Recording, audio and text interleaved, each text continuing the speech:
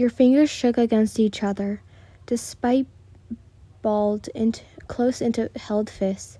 The constant anxiety bubbling in your stomach only furthered the motion. The city streets of Japan passed fast around you and Bakugou's car. The Bakugous were a well-known lineage of fashion designers, and with high profiles and even higher net worths. The only son of the former owners Bakugou, Matsuru, and Mitsuri, had inherited the company just a few years ago, and just a few months before then, you began dating the blonde. It was odd at first. You were nowhere in his realm of being either rich, a wealthy CEO, or the child of one, yet you managed to make an unlikable perfect pair. Now, you were seated in one of his fanciest, luxurious cars. Katsuki didn't appear to care much about the car, but he still owned 4 of them.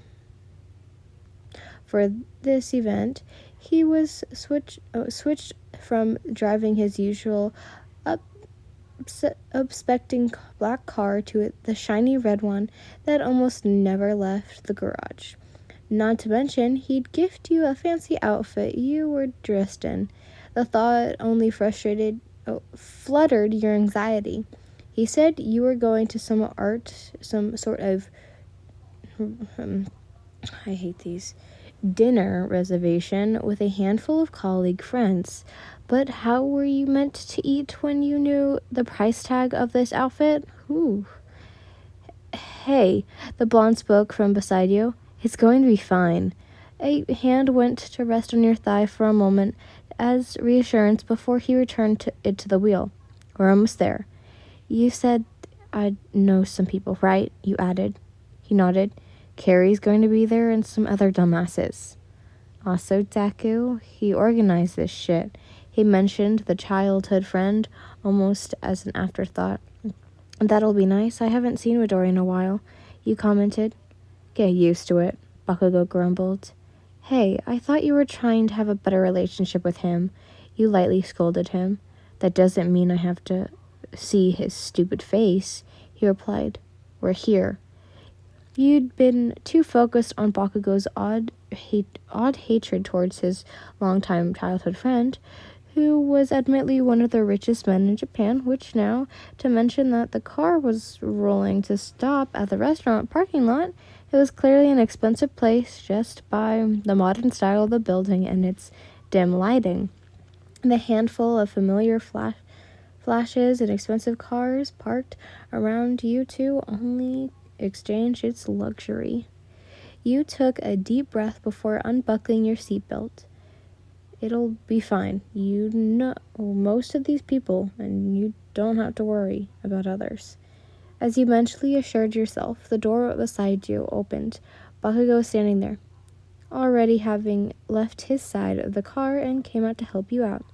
Come on, we can't stay here forever. Right, sorry.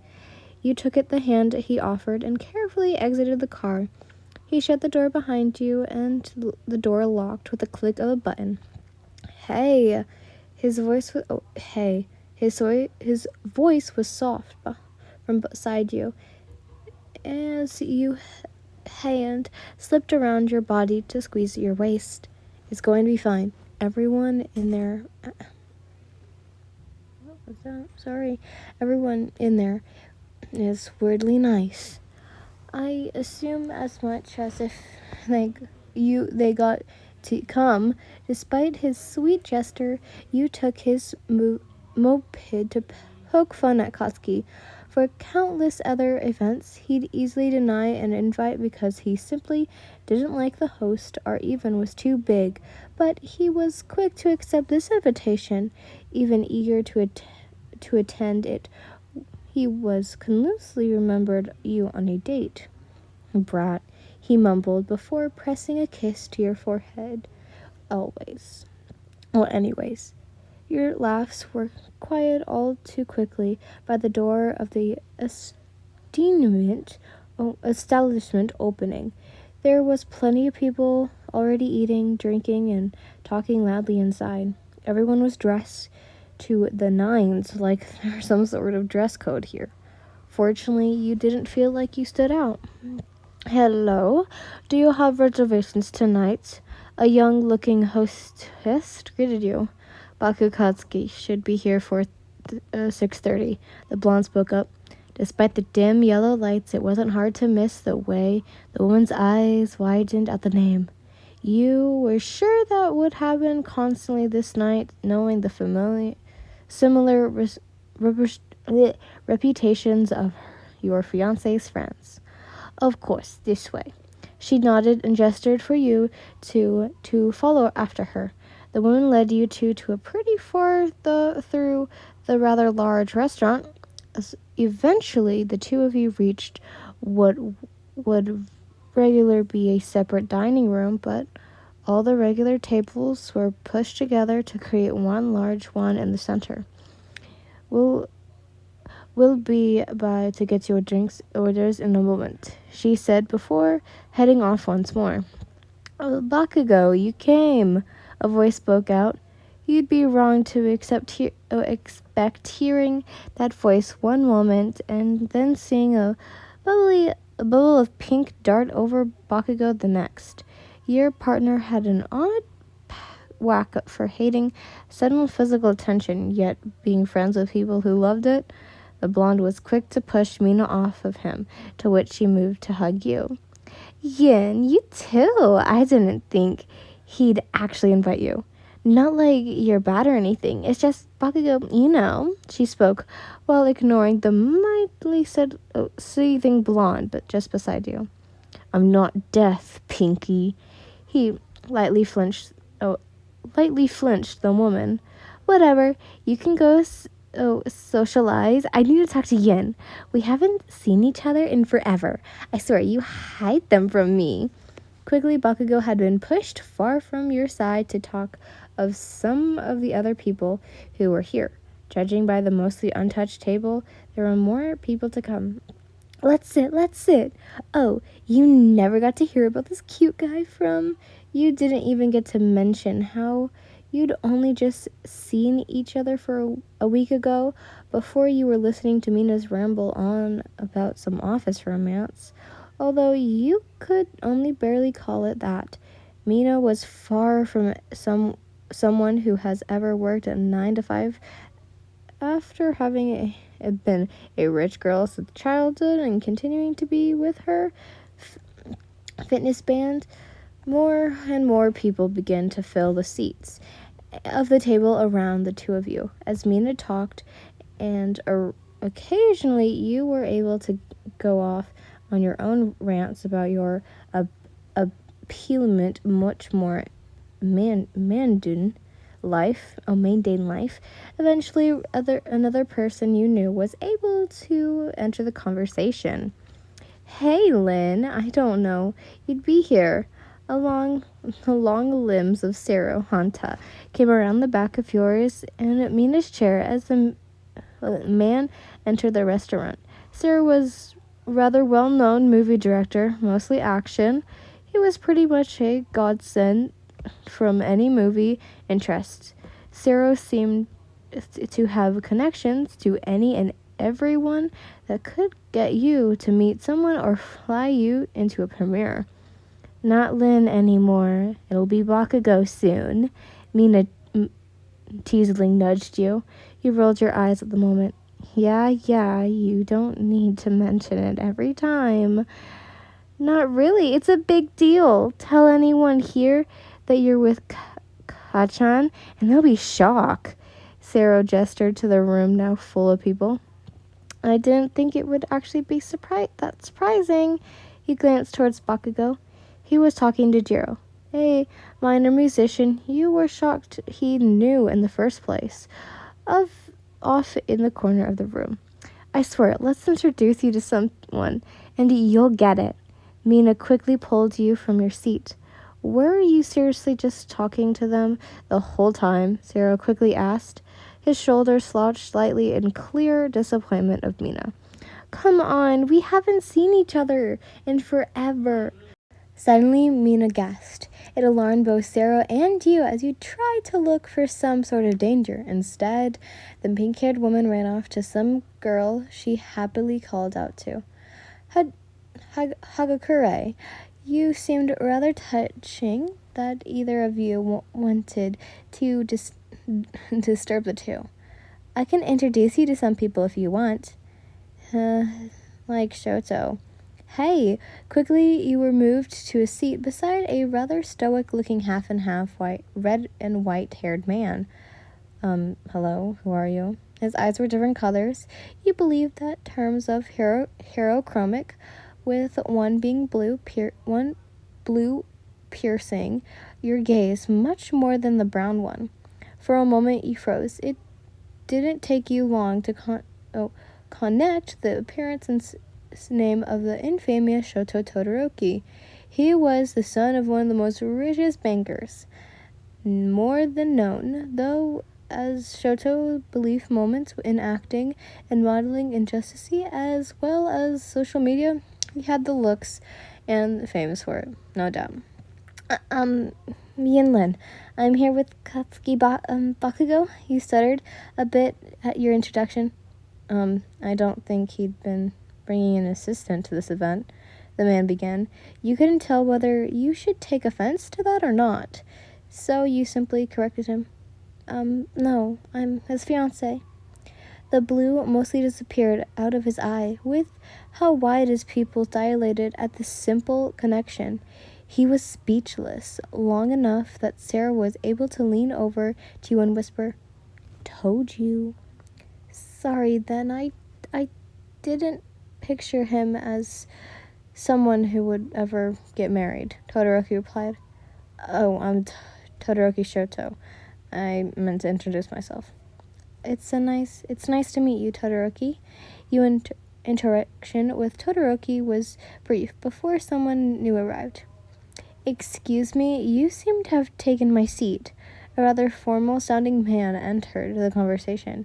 He was tall and much like Todoroki, insanely recognizable. Tenya Ida was one of the many in the Ida family that were nearly as world-renowned, but they were the highly successful financial group within Japan. Oh, sorry, I was just talking to Todoroki-san. You hesitantly got up. Just Todoroki is fine, the half-and-half corrected. They won't be here for long. We were just talking. I'm sure they'd go sit by Bakugou, so... Oh, you're here with Bakugou? He gave you a hand. Gave you a hard-to-miss look over before reaching out to shake your hand. Pleased to meet you. I'm Tenya Ida. Yinlin, I should probably get out of your way. I don't want to take up your seat. You stepped out to the side. As much as you wanted to meet and many recognized faces in the room right now, it also made your heart hammer against your chest and hands sweat. Unfortunately, your eyes darted around to find a familiar person to cling to the rest of the night. No worries. I just wanted to make sure you weren't planning on sitting there the whole night.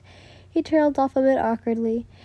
His occasional breaths and odd looks incapable, he wanted to say something more. Are you a friend of Bakugou? Well, you must be, but I apologize if this is an intravenous question. What is your relationship with him? It's purely my own curiosity, and I understand if you don't wish to answer. He slurred through the question. No worries. I'm his fiancé, you answered. Ida was clearly more expressive than Todoroki. While the other man's eyes widened, Ida's glasses nearly slipped off his face, and his skin turned a noticeable shade paler at that response. He coughed. My apologies. I've known Bakugou for quite a while now, and I always expected him to be someone more abrasive. Not even Midoriya mentioned that he's engaged. Congratulations, though. Did someone need me? A voice popped up from where Todoroki was seated.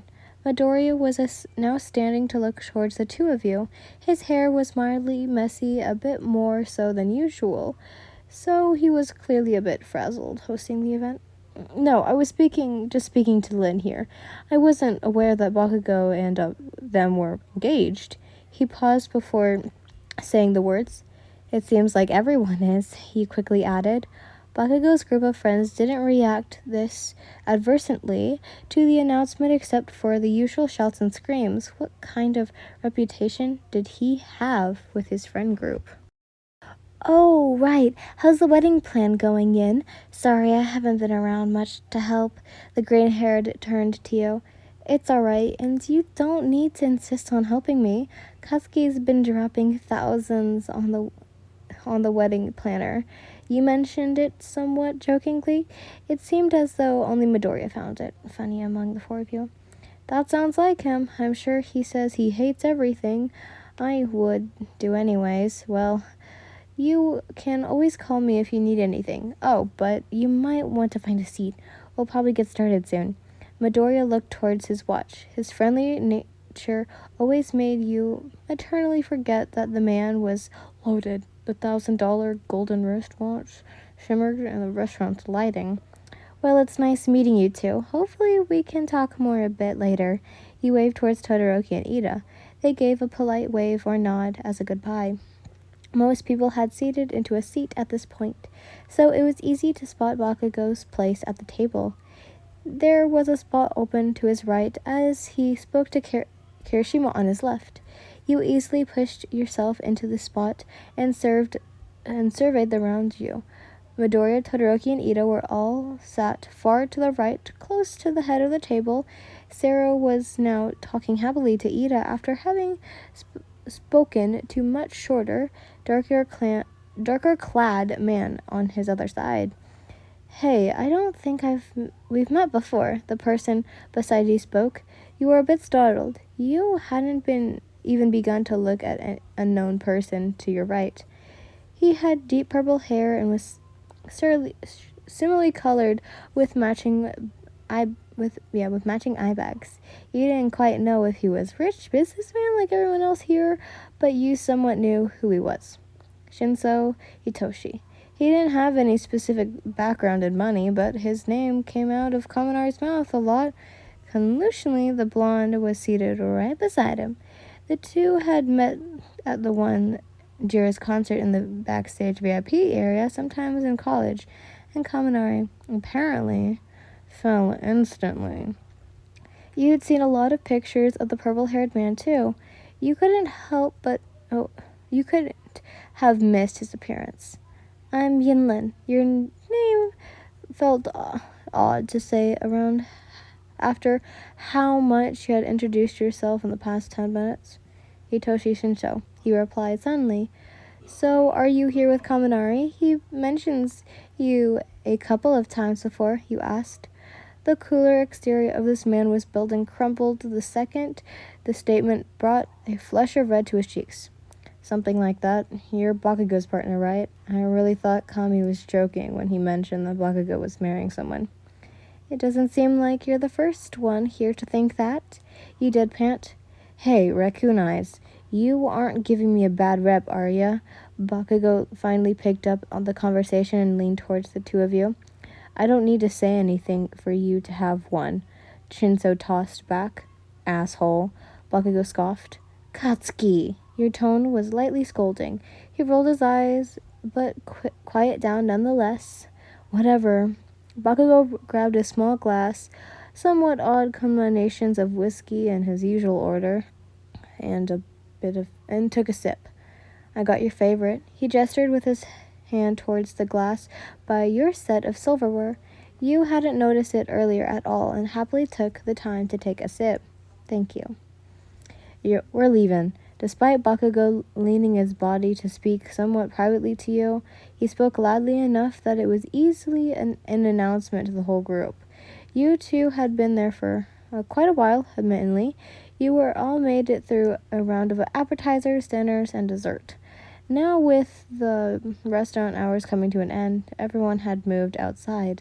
It was already a bit of a stretch for Bakugou to stay past dessert, much less participate in small talk, so you shouldn't have been too surprised that he requested to leave despite only a few others having done so. I didn't really get to meet many of your friends yet, you trailed off in disappointment. Bakugo was equally as silent as for a moment.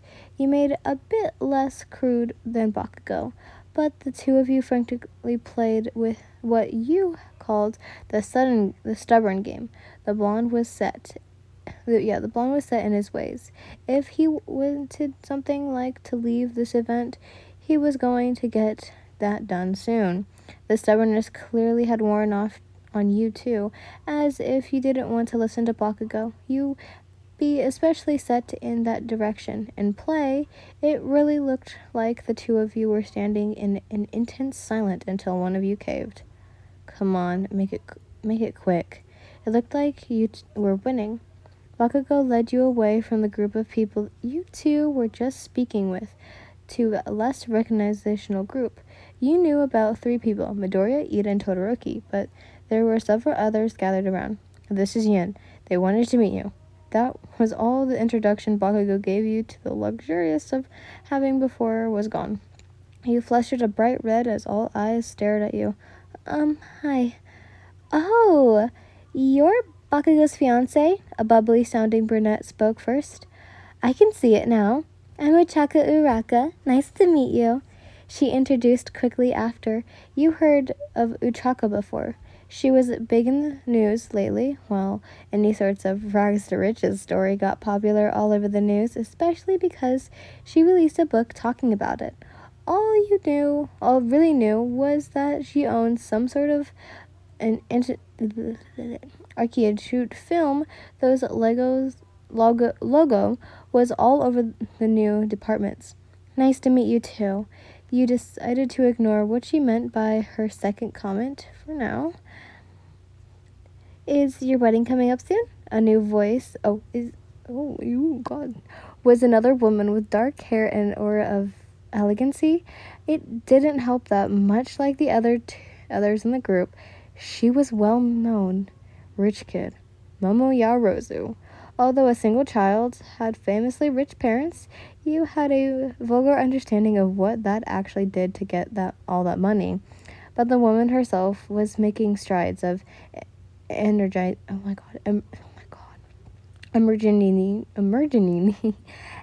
fields, it being pretty inspiring if her parents' massive fortune didn't loom behind her. You're still working on a date, maybe sometime in July, you explained.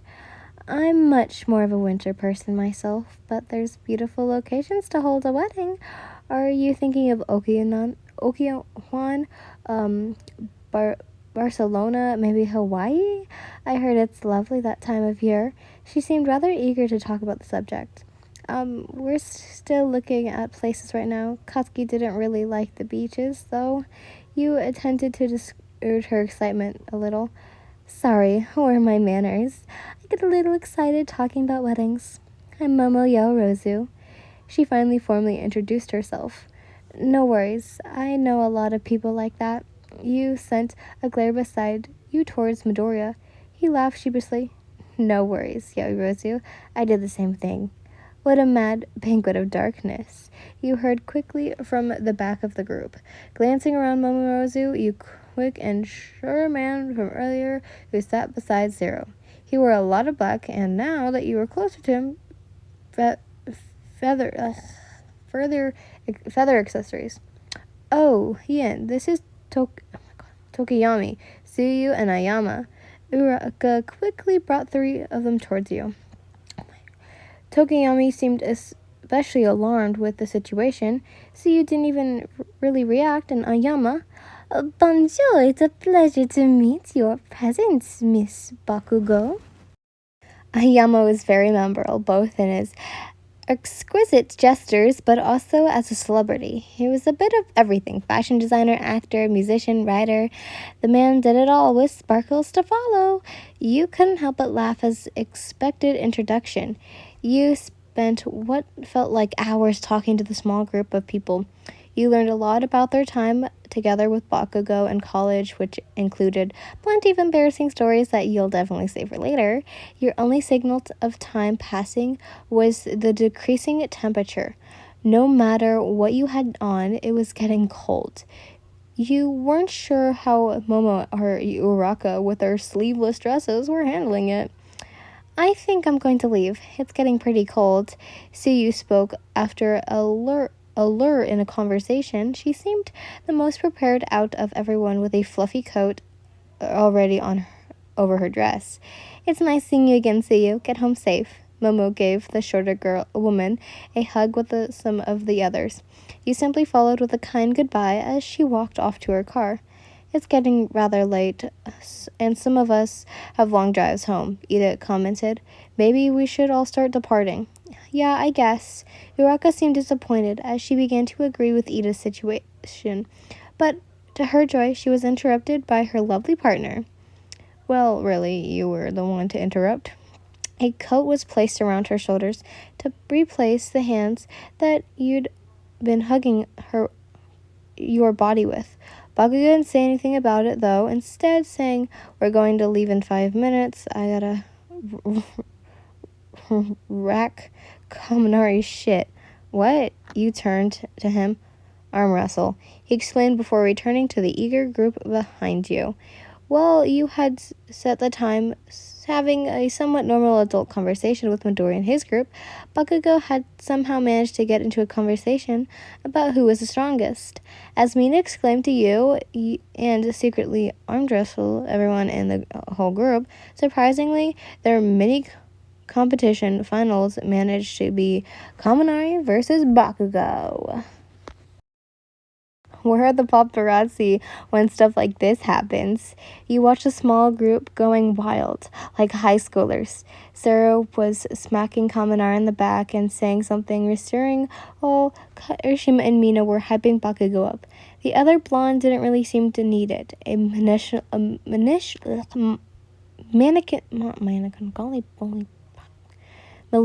grin already plastered on his face. Right there, Midoriya giggled while pointing towards Jiro and Shinso. The two purple-haired people members were even hiding that they were taking videos of the event. You watched the moment as some of the other people gathered beside you to watch whether their stupid stuff Bakugou's group was going. You know, Uraka spoke up, I don't think I've ever seen Bakugou be so nice before. She looked towards the jacket he'd put over your shoulders. It's really sweet. I'm glad he found someone that makes him happy. You gonna die, Pikachu. Despite the somewhat sweet moment, Bakugou chose the moment to loudly yell his insults in the background. I guess he's still kind of the same, Uraka giggled. While Uraka was speaking to you, the competition had already started. They were using one of the outdoor tables as the rest their arms, while Sero, as a monitor, was peering over the edge, making sure their elbows remaining on the surface. Kaminari's face was red as he expected all the force he could into beating Bakugou. He wasn't quite so fortunate, though, as Bakugou was quickly pushing his arm flat onto the table.